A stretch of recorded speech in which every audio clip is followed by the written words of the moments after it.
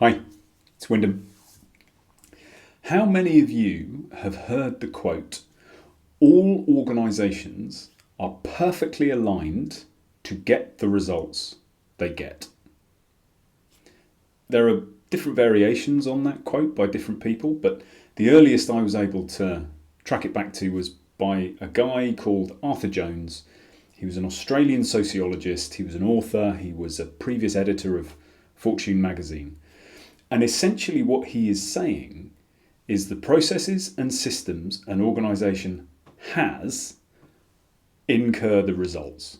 So the results are an absolute outcome of the processes, systems, culture, whatever it might be within the organisation.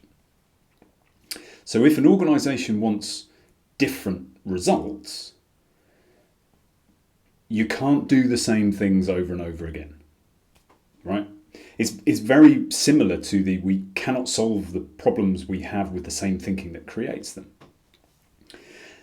Now, this is not a channel about business.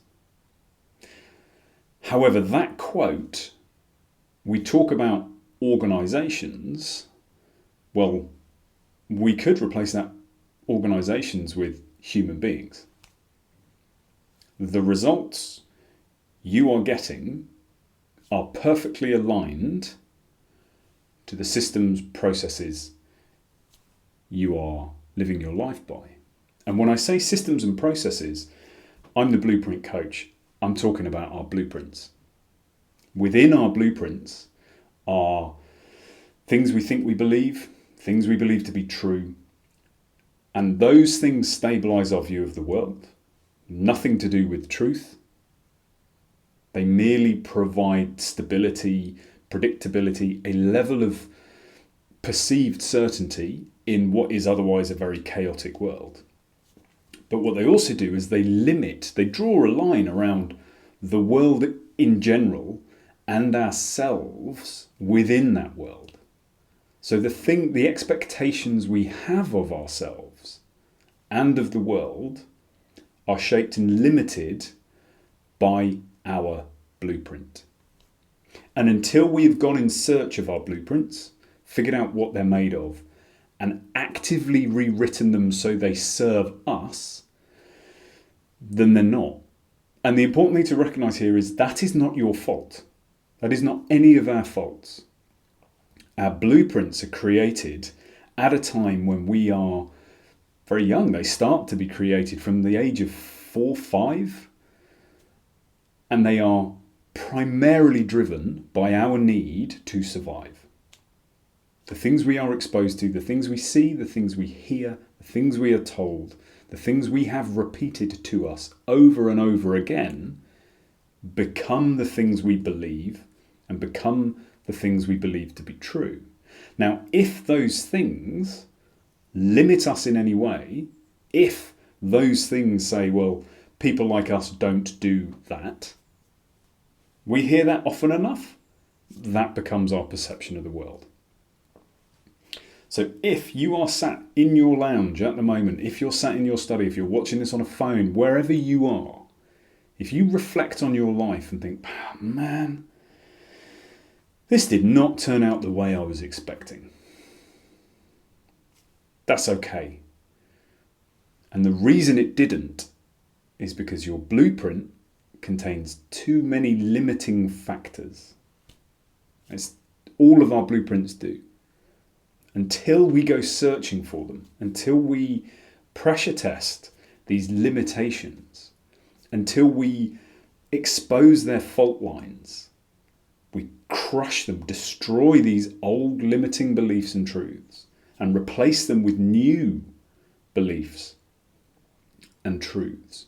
Beliefs and truths that genuinely serve us to propel us to the life we really want, then the results we are getting in life are perfectly aligned to the systems we are running. It's a really difficult one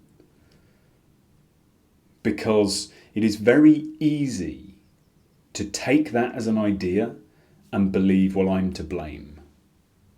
And I do not believe that for a second, Because the critical thing to remember is when your blueprint was being written in the first place, you were a child.